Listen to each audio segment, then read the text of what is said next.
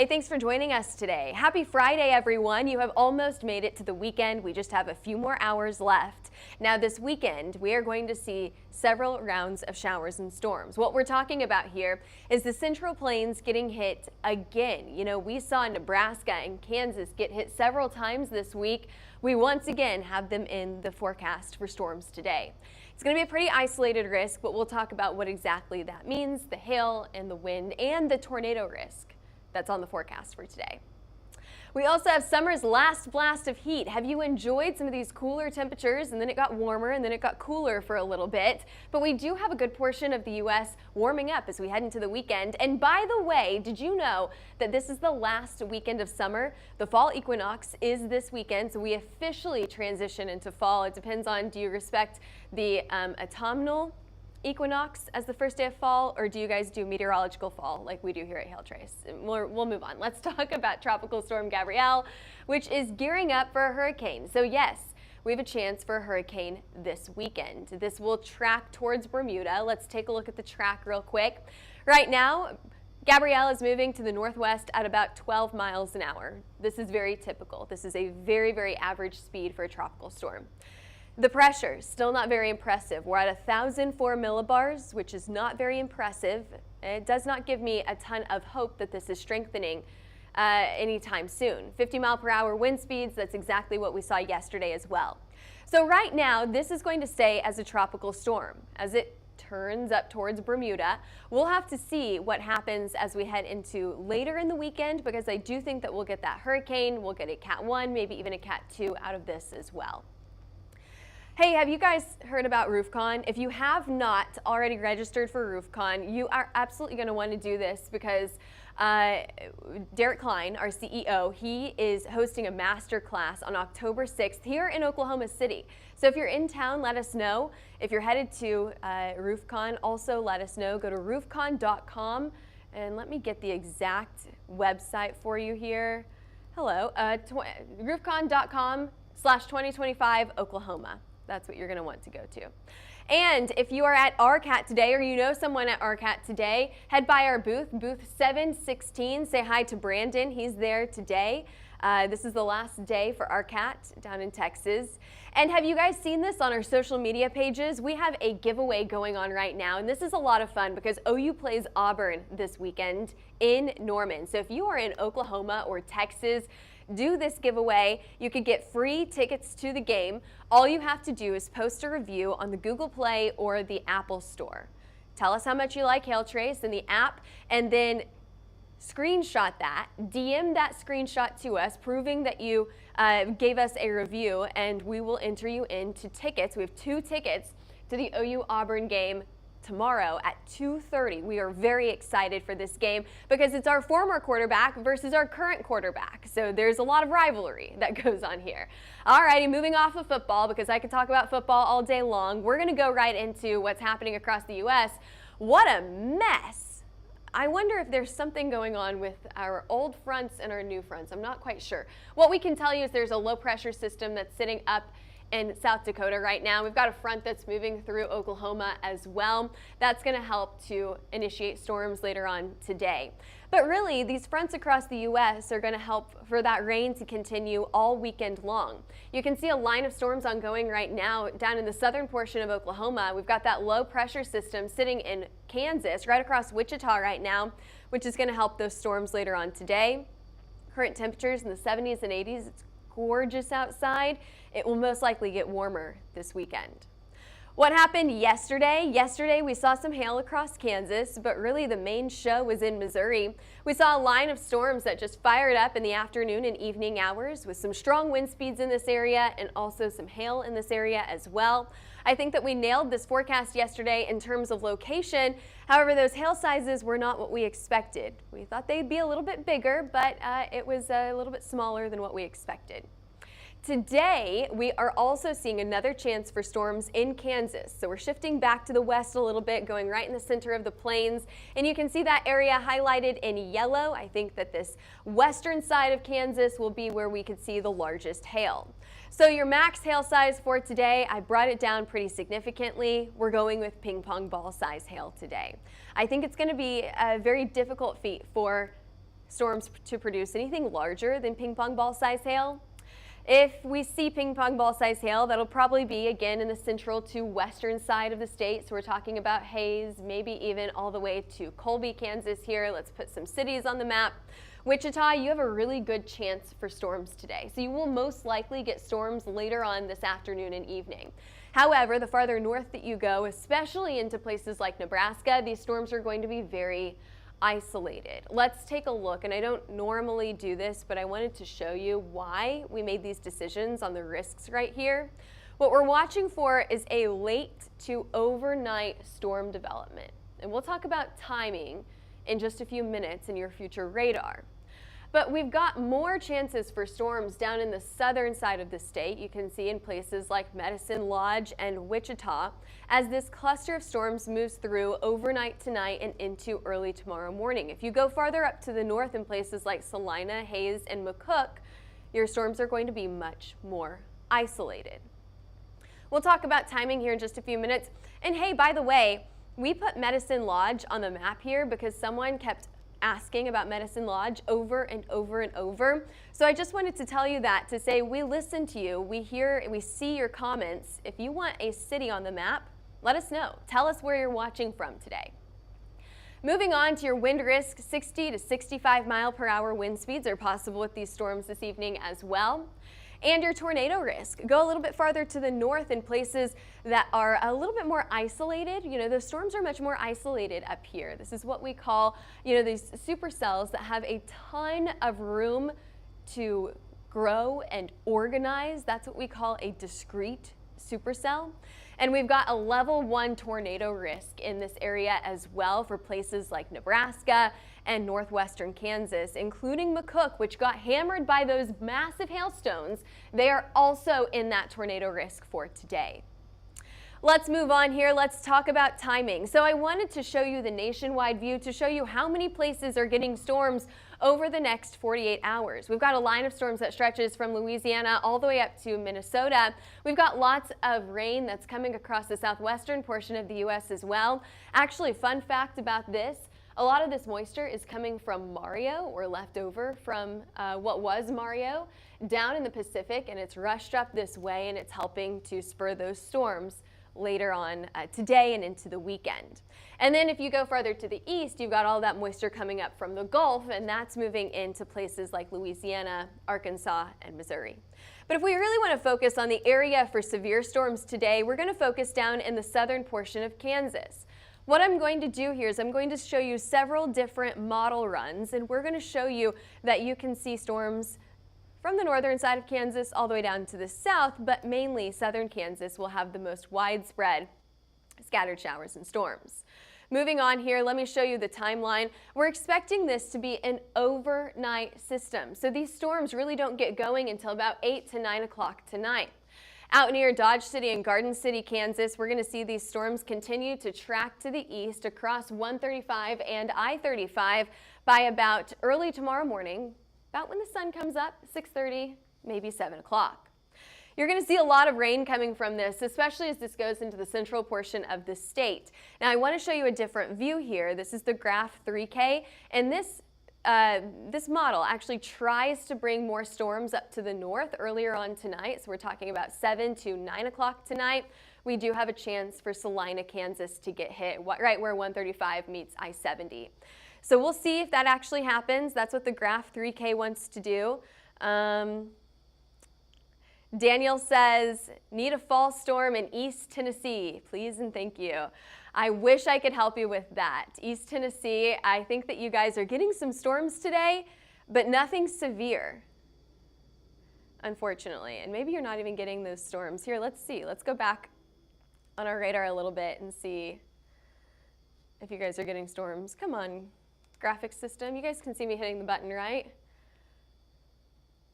There we go. All right, your wide view, nationwide view today. Yeah, you guys have a few storms out in eastern Tennessee, right along the state line there.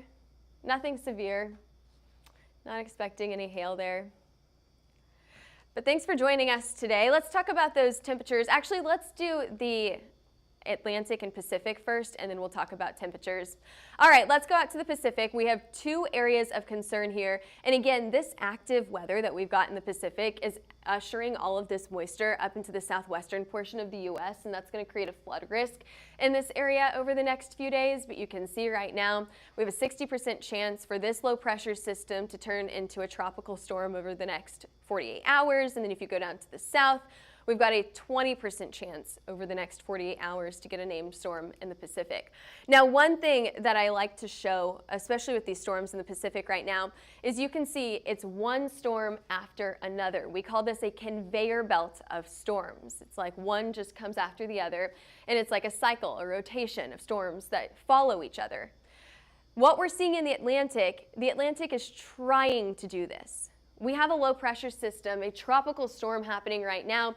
And if you go back on the track of Gabrielle, you see that there's another storm that's trying to form in its wake. However, it's struggling. We've got some Saharan dust that's sitting on top of it, and it's suppressing the activity in the Atlantic right now. You can even see that from satellite. You can see how funky Gabrielle looks. It barely creates that very typical or classic tropical storm signature look.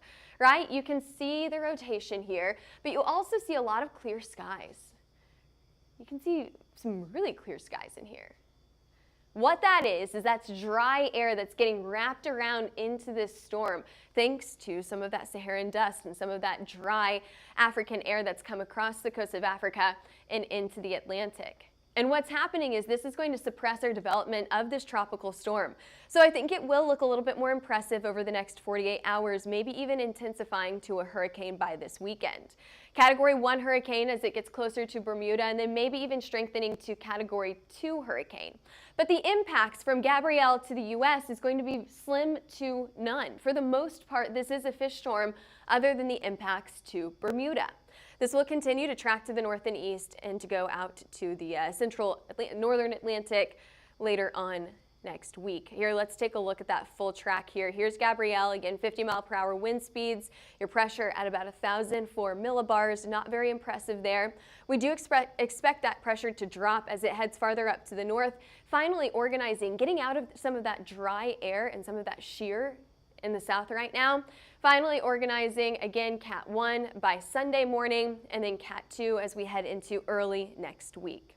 So there's the track of Gabrielle. Here's what I was talking about earlier. In the wake of Gabrielle, in the historical path here, we've got another storm that is trying to form. So what we're seeing right now is we're seeing some tropical waves just off the coast of Africa where that X is located.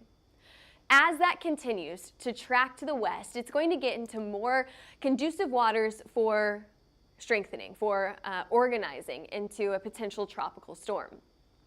If that happens, that'll most likely be where Gabrielle made its way into a tropical storm. So we'll have to watch that. We're not watching for this anytime soon. Actually, over the next 2 days, we have a 0% chance for tropical storm formation. Over the next 7 days, however, a better chance for this. So we'll be talking about this all the way into the middle of next week. Spaghetti plots for Gabrielle, a lot of agreements here. So these models, every single line here is a different weather model. They're all in agreement that what this storm is going to do is it's going to move to the west, up to the north, and then out to the northeast, right through Bermuda. There's Bermuda there. So it could be very, very close to Bermuda, if not a little bit to the east. Again, the impacts to the U.S. is going to be very, very low. Some ingredients that are out in the Atlantic right now, we have tropical wind shear. So remember what I said yesterday, wind shear for tornadoes is good. It helps tornadoes form. Wind shear for hurricanes is not good. It will suppress hurricane development. So right now, we have a little bit, so what we're watching for here is low wind shear. Those colors highlighted there in red and purple, that will help for tropical storm or hurricane development.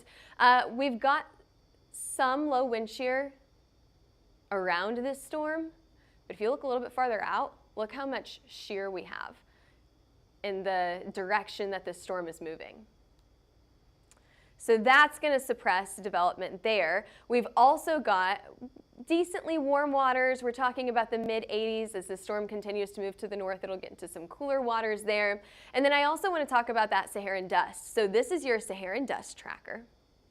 You've got a plume of dust that's sitting just off the coast right now. Again, it's going to suppress development in this area, right where that tropical wave is.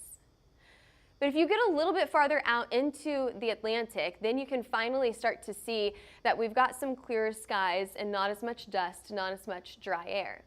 Still, this storm is wrapping in that Saharan dust. It's wrapping it, so that Saharan dust is like wrapping up inside of this tropical storm. So that's also going to suppress development. That's going to weaken this storm. Very, very impressive there. It's just fascinating how far this Saharan dust can travel off the coast of Africa, all the way across the Atlantic, oftentimes getting trapped in the Gulf of Mexico. And then we see that those hazy skies, hazy sunrises in the early morning hours. Very, very impressive. Alrighty, just a look back. We show this every single forecast of where we were this time last year. Back in 2024, we had Hurricane Helene. It was just about to form, so we were just coming up on Helene. We had no idea what it was going to do to the U.S. Very, very impactful storm right there. Shortly after that, we had Joyce and Kirk. You may remember Milton as well. Hurricane Milton was also very impactful to the U.S. So far, we've got, what, 7 named storms this year, 8 named storms. We're about half of what we would normally see. Our average hurricane season, we'll see about 14 named storms. Last year, we saw 18 named storms. This year, our meteorologists here at HailTrace, they forecasted back in January. They made this forecast, what was that, 10 months ago? 9 months ago? About 9 months ago? They forecasted 12 to 17 named storms. They said that this season was going to be right about average, if not a little bit above average. So right now, we have not met that. That forecast is not verified yet, but we still have a lot of hurricane season ahead of us. Oftentimes, hurricane seasons will start out very, very slow, but then they start to ramp up in August and September. Our most active time of the year, this year, we saw nothing. We went 20 days during this time frame with no named storms in the Atlantic, which is practically unheard of. As we head into the end of September and October, we are still usually pretty active. We see a pretty good drop-off as we head into the end of September and then early October. We'll see a few more storms. But again, this time of the year, September and October, is where we saw the most storms last year. So we could still see the Atlantic be very, very active. We'll have to see what happens over the next few weeks. So there we are, climatologically speaking. What about this year? Again, we've seen 1, 2, 3, 4, 5, 6, 7. So I think we're at 7 now. Is that correct math? Anyway. 7 named storms so far. Humberto is next. Imelda, Jerry, Karen are all our future named storms. We'll see if we get to them. We'll see what the rest of the season has in store for us. Let's move back onto the land and let's talk about your weekend temperatures. We are warm across the Midwest today. That cold front that's moving across the plains, that cold air, cooler air, is not going to last long. We're going to warm back up as we head into the weekend and even early next week. It looks like those warmer temperatures are returning. So it's going to feel like that summertime heat as we head into the first day of fall. We're talking about temperatures in the 90s as we head into this weekend. 90s in Oklahoma City, 96 in Dallas, 91 in Memphis. Chicago, you've got a high in the upper 70s this weekend. Unfortunately, no storms for Chicago this weekend. You may get rain, but nothing severe. It will be pretty warm though. We've got 70s and 80s for Chicago this weekend, and then maybe a little bit cooler as we head into next week. It looks like for the most part, most of the U.S. is going to stay above average in terms of temperatures. So you see these areas highlighted here in red. That is your chance for temperatures to be warmer than normal. So you get a deep red color, you have a high chance for temperatures to be warmer than normal. You get more of these yellow light colors, you have a low chance for temperatures to be warmer than normal. What we're talking about here is if your average temperature is 85, you have a really good chance to be in the 90s. If your average temperature is 85 in St. Louis, maybe you have a really good chance to be at 86, 87. We see some cooler air attempting to make its way in, and then we see some moisture attempting to make its way in on the coasts as well as we head into the end of September. And there's your forecast today. Thanks for joining us. I'm meteorologist Taylor Cox. We'll be tracking storms this evening as they come into Kansas. We've got a chance for storms starting around 8 to 9 o'clock this evening. So our meteorologists will be on it. We track storms 24/7 here at HailTrace, and we post about them as well. Even if there's no storms going on, we'll be posting about our past hurricane chasing adventures, about our past hail chasing adventures. Yesterday we just posted about the second largest hailstone ever recorded in the U.S. Justin Hughes was a storm chaser that was on that storm, and he told his stories about seeing that storm and chasing it for tornadoes, not knowing that he was going to be in the path of massive hail. That storm was about 15 years ago. So he talked about that. We posted that on our TikTok and YouTube pages. Head over there to see it. Also follow us on YouTube, Twitter, Facebook, and Instagram, and give us a call if you're interested in a hail, wind, or tornado map. You can call us at 855-334-4245 or email us at info@hailtrace.com or head over to our website, hailtrace.com. Thanks for joining us today. I'm meteorologist Taylor Cox, and we'll see you back here for your forecast, same time, same place on Monday.